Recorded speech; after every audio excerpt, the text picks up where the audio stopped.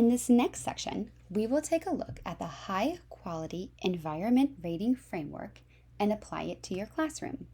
You can find a link to it on the Canvas site.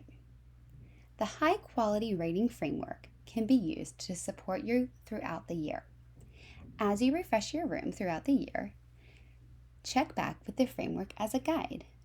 This is a tool that can help you reflect and make decisions. It is not designed to be the end-all and be-all. Instead, it is a strong reference that you can use to make sure you're providing a high-quality environment for your students to learn in. Follow along with me as I review the High Quality Environmental Rating Framework and the document that was in the notes about this section. This first part of the framework is all about organization. We're looking for classrooms that appear clean and organized, materials and furniture are in good shape, there's no safety hazards, materials are accessible to children and are safe and appropriate for play. Adults are able to supervise children through sight and sound at all times, so making sure you can see your students through the classroom. And furniture and equipment are spaced so that children can move freely without running into each other or tripping and falling. This next section is about creating a welcoming and predictable environment like we just discussed.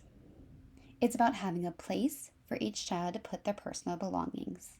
It's about posting their work throughout the room, making sure that their cultures and families are reflected in the classroom through displays and materials, making sure that materials are accessible to children and organized in a way that they can use and replace the materials without adult support, having a daily schedule at children's eye level, having rules and expectations posted, ideally with pictures and words to support children throughout the day, having organization that supports adult, child, and peer conversation and interactions through thoughtfully placed furniture, displays, books, and toys. It allows children to participate in active or quiet activities without disruption, and a calm, quiet, cozy space, the calming space, that helps children practice self-calming and self-regulation strategies. This third section is about supporting intentional learning through play. Classroom organization allows for whole group, small group, and independent learning. Centers reflect connected learning experiences or themes, so this is really making sure that the unit is coming alive in the classroom. Making sure that children's work is posted in strategic areas of the room to prompt conversation and continue learning.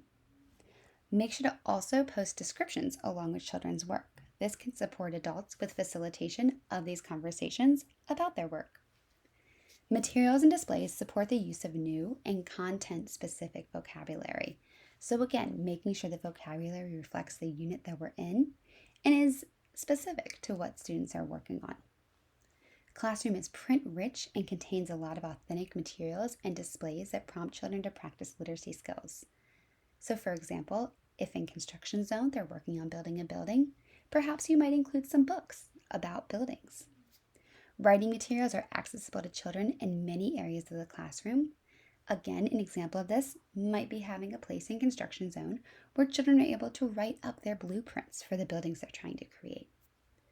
Books are accessible to children in many areas of the classroom, and materials and displays support continued learning of math concepts and scientific inquiry and problem-solving skills.